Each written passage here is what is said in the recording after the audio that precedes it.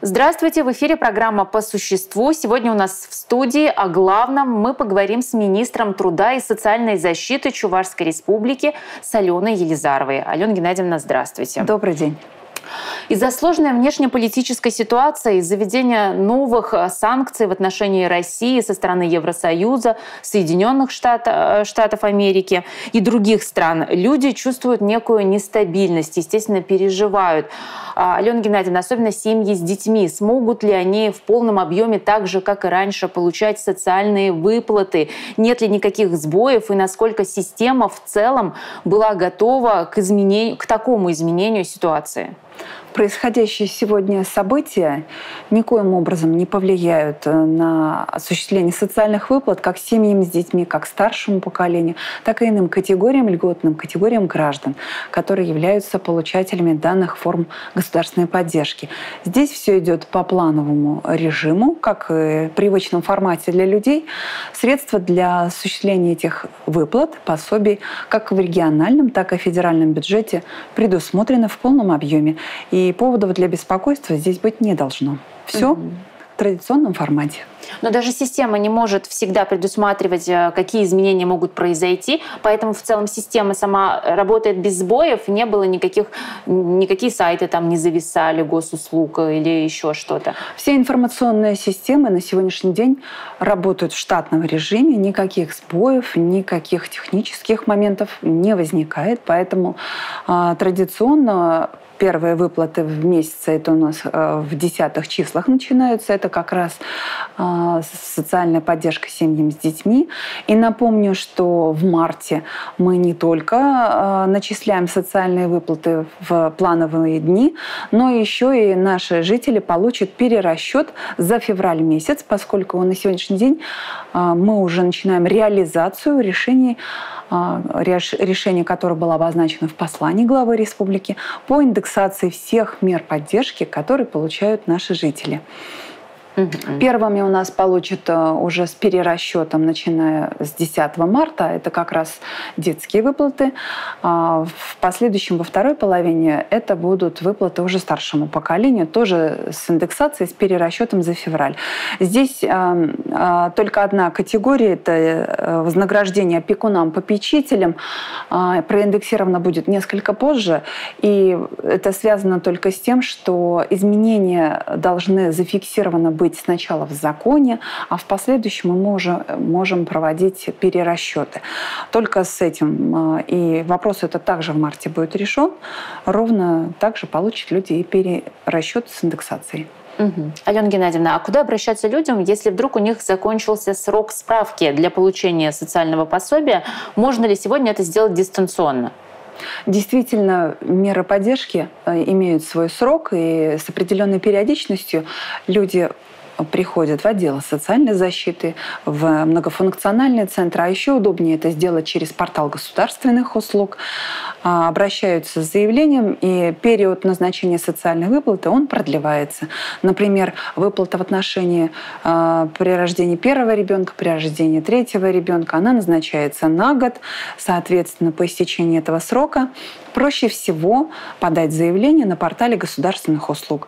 Оно также будет рассмотрено, и выплата назначена. В Чувашию на данный момент прибыло около 20 человек, жителей Луганской и Донецкой народных республик. Какая помощь им сейчас оказывается? Где они размещены?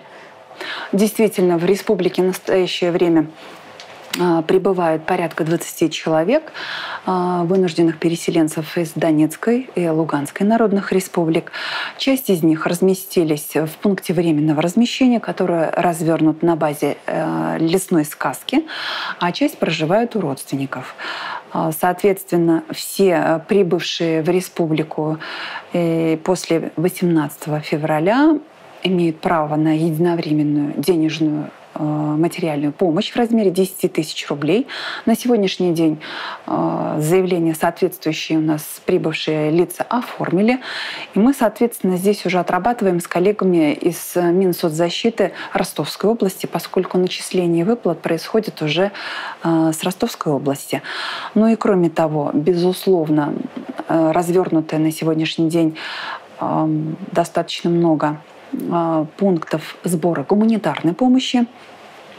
Это предметы первой необходимости, это и продукты питания, канцтовары, и игрушки для детей. В первую очередь обозначу, конечно, это и волонтерские центры, это пункты сбора гуманитарной помощи общественных организаций и центры социального обслуживания населения, которые есть в каждом районе городе республики, также подключились к этому процессу и активно сегодня вовлечены. Действительно, мы наблюдаем активности жителей и бизнес-сообщества. На днях собранный гуманитарный груз, порядка 20 тонн, отправился в Ростовскую область. Здесь в число, предметов первой необходимости, которые мы отправили, вошли мука, крупы, чистая вода, предметы для дезинфекции, игрушки, канцтовары, и прочие предметы, которые приносили наши жители. Безусловно, сбор средств и гуманитарной помощи он на сегодняшний день продолжается. Мы видим, что жители республики очень активно отозвались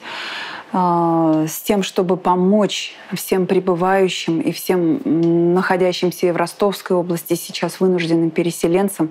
И хочется искренне их поблагодарить как от имени правительства республики, так и от себя лично за ту доброту, чуткость и ту щедрость, которую они проявляют. Активно откликнулись наши работодатели, которые готовы принять к себе и трудоустроить прибывающих из Донецкой и Луганской народных республик. На сегодняшний день активно в этот процесс вовлечены такие крупные предприятия, как Промтрактор, Чебоксарский агрегатный завод, Яхтинг, завод промышленного литья. И активно откликнулись также наши сельхозтоваропроизводители и даже крестьянско-фермерские хозяйства.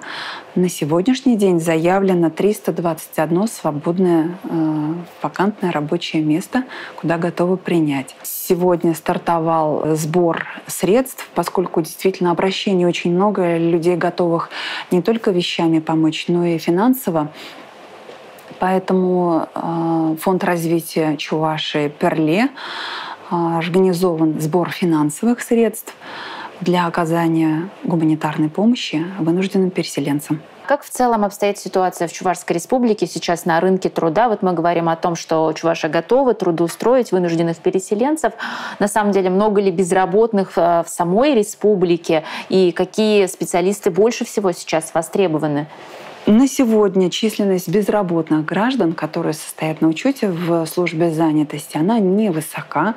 И по сравнению с началом года она даже уменьшилась. Если по состоянию на 1 января у нас было порядка 5000 человек, то по состоянию на 2 марта уже 4608 человек числятся безработными. Ситуация абсолютно спокойная, стабильная, и уровень официальной безработицы даже ниже, чем на допандемическом уровне, это 0,76%. Если говорить о потребности в кадрах, то на сегодня заявленная от работодателей потребность в 3 раза превышает уровень зарегистрированной безработицы. Более 12 тысяч рабочих мест находятся сейчас в режиме ожидания и готовы принять к себе на работу. Еще раз повторюсь, здесь в целом ситуация спокойная. Основная потребность, конечно, она в рабочих профессиях. Больше всего требуются именно рабочие руки. Но я думаю, что в целом, с учетом динамики трудоустройства, с начала года уже трудоустроено порядка 2000 человек. Безусловно, мы стараемся удовлетворить потребности нашей экономики в кадрах. Спасибо, Алена Геннадьевна. Я напомню, по существу сегодня в студии о главном мы говорили с министром труда и социальной защиты Чувашской республики с Аленой Елизаровой.